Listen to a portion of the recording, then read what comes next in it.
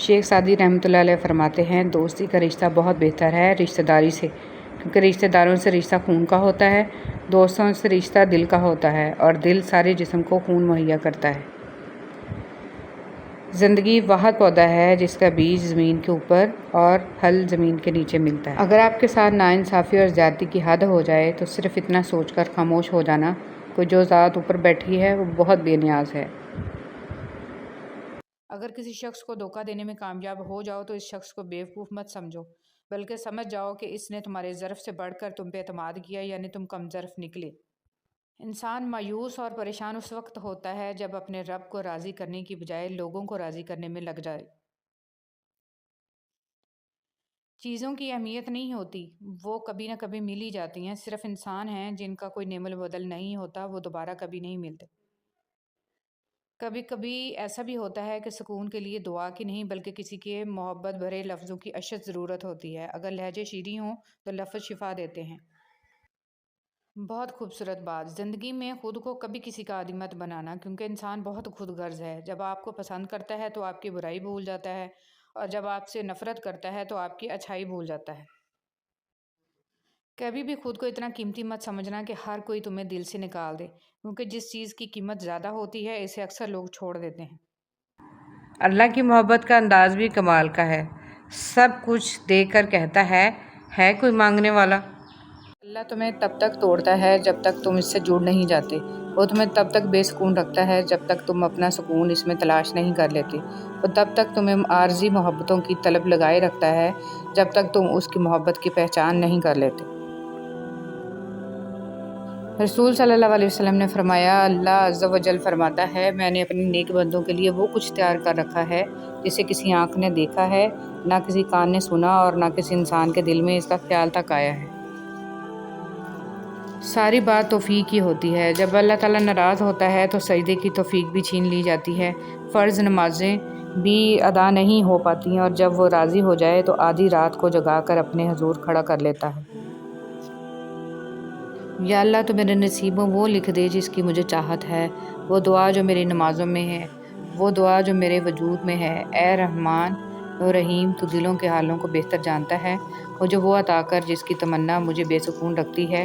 بے شک تو کن فیکون کا مالک ہے۔ آمین ثم آمین یا رب العالمین۔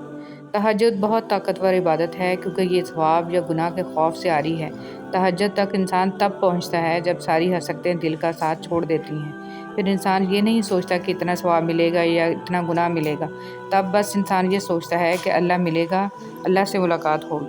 جب آپ بند دروازوں پہ راضی رہنا سیکھ لیتے ہیں تب اللہ آپ کے لیے معجزوں کے دروازے کھولتا ہے۔ دوسروں کی مدد کیا کرو، خدا تمہاری مدد کرے گا۔ دوسروں کو سکون دینے والا کبھی بے سکون نہیں رہتا۔ دنیا کے سارے قرضے لوٹائے جا سکتے ہیں سوائے ان قرضوں کے جو ہماری ماں کے ہمارے اوپر ہیں۔ اچھے تو سبھی ہوتے ہیں، بس پہچان برے وقت میں ہوتی ہے۔ اللہ کو بہت پسند ہے اللہ کی عطاؤں پر الحمدللہ اور اپنی خطاؤں پر استغفر اللہ کہنا اللہ تعالیٰ کو بہت پسند ہے۔ لفظوں کے زخم جھیلنے کے بعد بھولنے کا فن یا تو پاگل کو آتا ہے یا کامل کو۔ جس طرح شبنم کے قطرے مرجھائے ہوئے پھولوں کو تازگی بخشتے ہیں، اسی طرح اچھے الفاظ مایوس دلوں کو روشنی بخشتے ہیں۔ حضرت علی رضی اللہ تعالیٰ عنہ۔ حسد اور گھمنڈ جب آدمی کے اندر داخل ہوتے ہیں تو وہ عقل کو باہر کر دیتے ہیں۔ کچھ چیزیں اپنی حیا کی وجہ سے انمول ہوتی ہیں، خاص ہوتی ہیں، قیمتی ہوتی ہیں، نایاب ہوتی ہیں، جیسے جنت میں چھپی حوروں کی حیا، سیپ میں چھپے گوہر کی حیا، کوئلے کی کان میں چھپے ہیرے کی حیا، اور آنکھ میں چھپے آنسو کی حیا، اور پردے میں لپٹی عورت کی حیا۔ اللہ تعالیٰ کو بہت پسند ہے وہ دل جس میں مخلوق کا درد ہو، وہ جگہ جہاں اللہ تعالیٰ کا ذکر ہو، وہ آنکھیں جن میں حیا ہو، وہ آنسو جو خوف خدا سے گرے، اور وہ خدمت جو بغیر کسی مطلب کے ہو۔ یا اللہ ہم سب کو یہ صفات عطا فرما، ہم سب کو اپنی ناراضگی اور زمینی و آسمانی عذاب سے محفوظ فرما، آمین۔ کوئی غروب ہمیشہ کے لیے نہیں ہوتا اور کوئی طلوع بھی ہمیشہ کے لیے نہیں ہوتا۔ بہترین ہیں وہ لوگ جو زندگی کے عروج و زوال میں اپنے رب کی رضا پر شکر گزار رہتے ہیں۔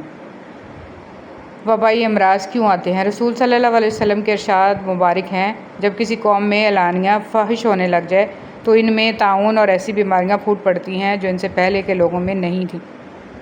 ہارنا تب ضروری ہوتا ہے جب لڑائی اپنوں سے ہو، اور جیتنا تب ضروری ہوتا ہے جب لڑائی اپنے آپ سے ہو۔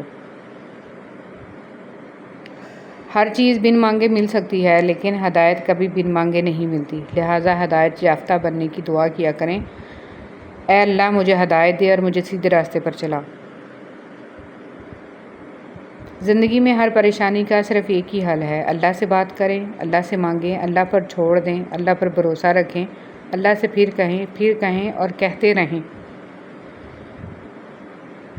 رسول صلی اللہ علیہ وسلم نے فرمایا، یقیناً اللہ تمہاری صورتوں اور اموال کو نہیں دیکھتا، بلکہ وہ تمہارے دلوں اور اعمال کو دیکھتا ہے۔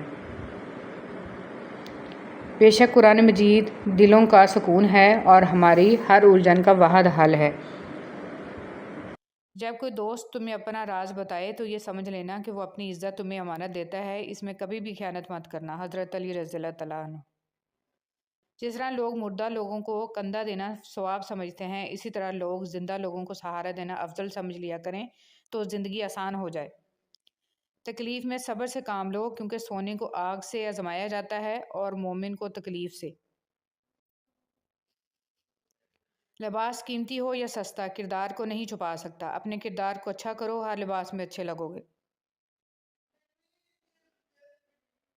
چھوڑنے والے چھوڑ جاتے ہیں، مقام کوئی بھی ہو، نبھانے والے نبھاتے ہیں، حالات جیسے بھی آ جائیں۔ خواہش کے سانپ کو ابتدا میں ہی مار دینا چاہیے، اگر دیر کرو گے تو یہ بڑھتے بڑھتے اژدہا بن جائے گا، تمہارے قابو سے باہر ہو جائے گا۔ مولانا رومی۔ جب تمہیں کہیں سے کوئی امید نہیں رہتی، تب وہ تمہیں تہجد کی لگن لگا دیتا ہے اور ایک نئی امید سے جوڑ دیتا ہے، اور پھر تم جان جاتے ہو کہ جو درد دن کے اجالوں میں نہیں سمٹ پاتا، وہ رات کی تاریکیوں میں سمٹ جاتا ہے۔ کن فیکون۔ کبھی کبھی ہم ہار جاتے ہیں، زندگی ہر پل تھکا دیتی ہے، بے بسی ہوتی ہے اور ہم ہوتے ہیں، تکلیفیں، اذیتیں اور غم پہلو بہ پہلو ہمارے ساتھ ساتھ بنتے جاتے ہیں۔ الفاظ کہیں کھو کر خاموشیاں تھما دیتے ہیں، اور پھر ان سرگوشیوں اور خاموشیوں میں دل چاہتا ہے کہ رب بس سن لے اور ہماری دعاؤں کو کن سے فیکون کر دے۔ معجزہ کیا ہے؟ کیا یہ معجزہ نہیں ہے کہ اللہ نے اربوں کی آبادی میں تمہیں خود سے قریب ہونے کے لیے چنا ہے؟ کیا یہ معجزہ نہیں ہے کہ اللہ نے اس غافل دنیا میں تمہیں سجدے کے لیے چنا ہے؟ کیا یہ معجزہ نہیں ہے کہ رات کی تاریکی میں اللہ نے تمہیں تہجد کی لگن لگائی ہے؟ کیا یہ معجزہ نہیں ہے کہ اب اللہ سے ملنے کے بعد تم وہ نہیں رہے جو پہلے کبھی ہوا کرتے تھے؟ حضور اکرم صلی اللہ علیہ وسلم نے فرمایا، دنیا کی زینت 3 اشیاء ہیں: مال، اولاد، عورت۔ آخرت کی زینت 3 چیزیں ہیں: علم، تقوی اور صدقہ۔ بدن کی زینت 3 چیزیں ہیں: کم سونا، کم کھانا، کم بولنا۔ عقل کی زینت 3 چیزیں ہیں: صبر، شکر اور خاموشی۔ رسول صلی اللہ علیہ وسلم نے فرمایا، رشک تو بس 2 ہی آدمیوں پر ہو سکتا ہے، ایک تو اس پر جسے اللہ نے قرآن کا علم دیا اور وہ اس کے ساتھ رات کے گھڑیوں میں کھڑا ہو کر نماز پڑھتا رہا، اور دوسرا آدمی وہ جسے اللہ تعالیٰ نے مال دیا اور وہ اسے محتاجوں پر رات دن خیرات کرتا رہا۔ آنسو مسکراہٹ سے زیادہ اسپیشل ہوتے ہیں، پتہ ہے کیوں؟ کیونکہ مسکراہٹ تو ہر کسی کے لیے ہوتی ہے، مگر آنسو ان کے لیے ہوتے ہیں جنہیں ہم کھونا نہیں چاہتے۔ رسول صلی اللہ علیہ وسلم نے فرمایا، جو شخص اللہ اور قیامت کے دن پر ایمان رکھتا ہو، وہ اپنے پڑوسی کو تکلیف نہ پہنچائے۔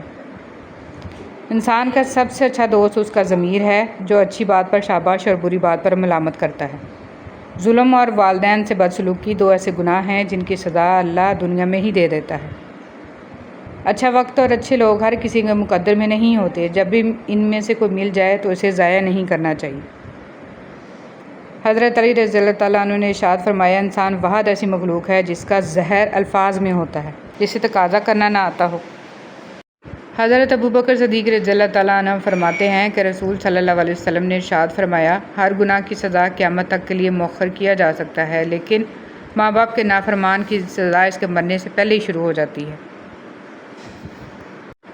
حضرت ابو ہریرہ رضی اللہ تعالیٰ عنہ سے روایت ہے کہ رسول صلی اللہ علیہ وسلم نے ارشاد فرمایا، جب رات کا تہائی حصہ باقی رہ جاتا ہے تو ہمارے رب آسمان دنیا کی طرف نزول فرماتے ہیں اور ارشاد فرماتے ہیں کہ کون ہے جو مجھ سے دعا کرے، میں اس کی دعا قبول کروں، کون ہے جو مجھ سے مانگے، میں اس کو عطا کروں، کون ہے جو مجھ سے مغفرت طلب کرے، میں اس کی مغفرت کروں۔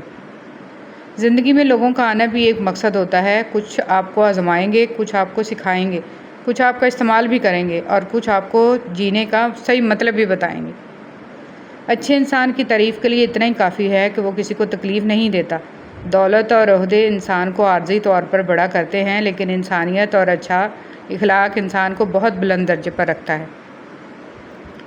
فرمان مصطفیٰ صلی اللہ علیہ وسلم، جس بندے کے پاؤں راہ خدا عز و جل میں گردآلود ہوئے، انہیں جہنم کی آگ نہیں چھوئے گی۔ برداشت بزدلی نہیں بلکہ زندگی کا ایک اہم اصول ہے۔ جس دل میں قوت برداشت ہے وہ کبھی بھی ہار نہیں سکتا۔